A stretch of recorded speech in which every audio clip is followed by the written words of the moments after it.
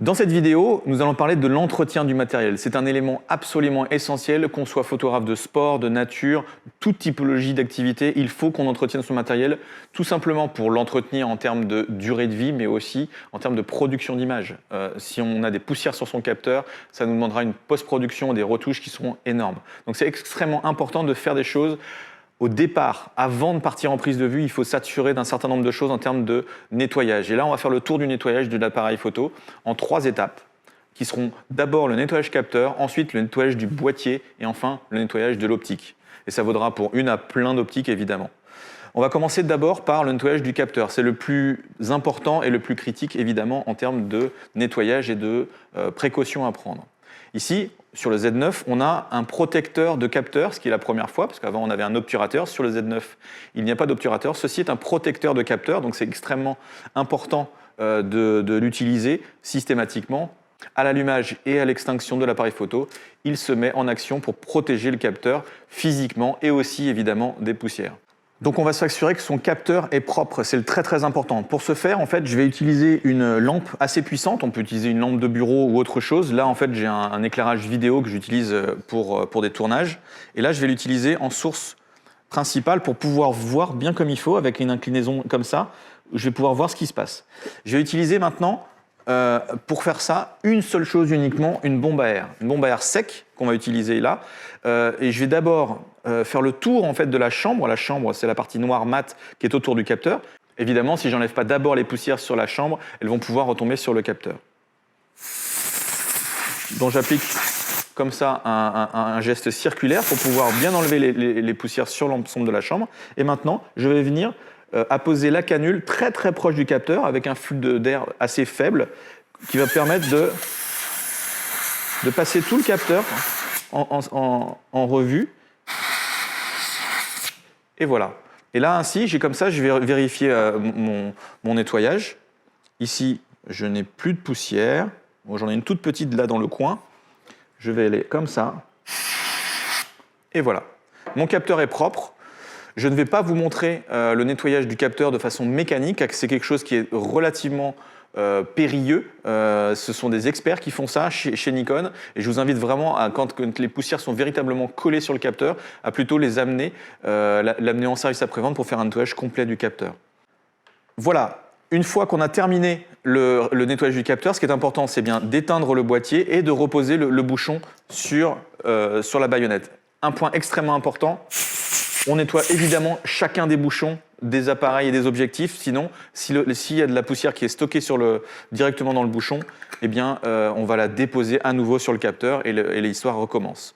Maintenant, on va s'occuper du boîtier lui-même.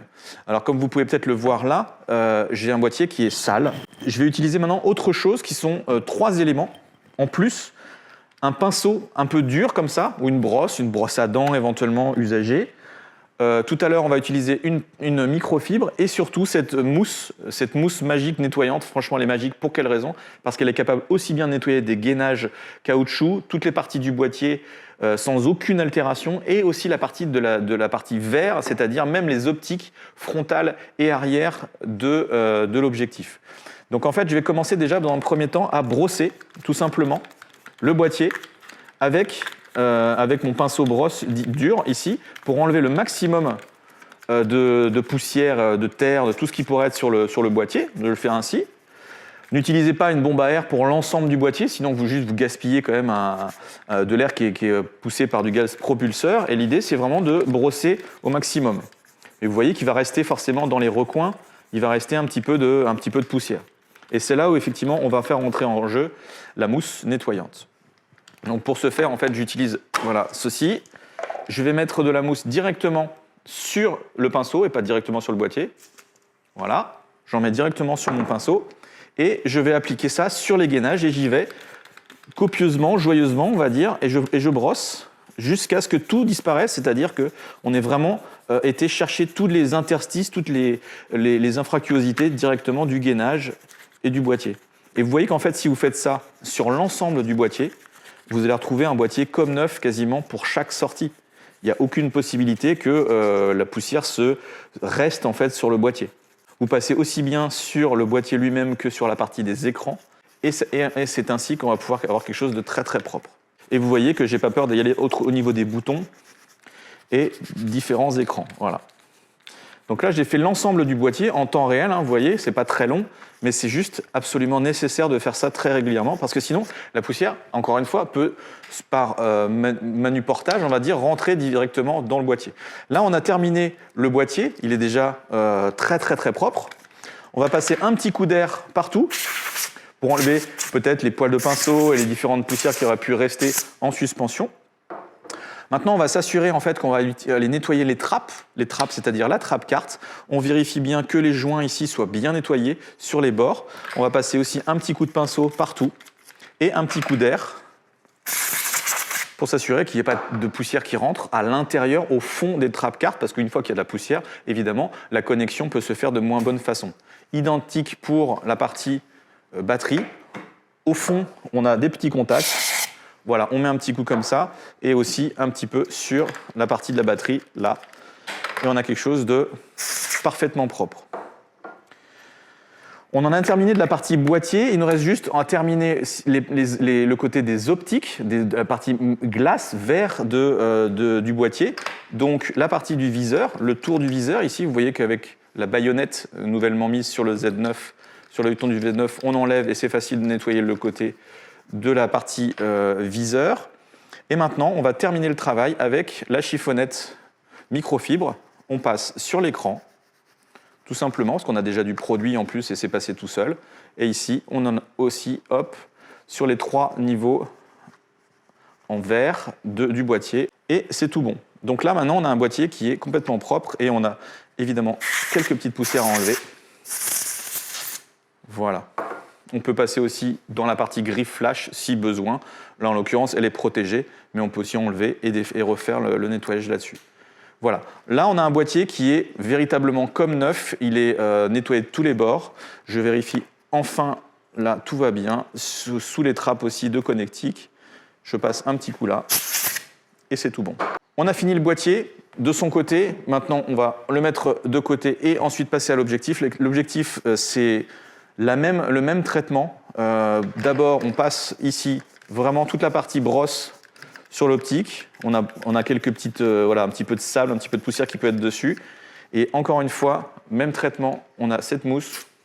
Voilà. On met dessus et on y va joyeusement sur le gainage.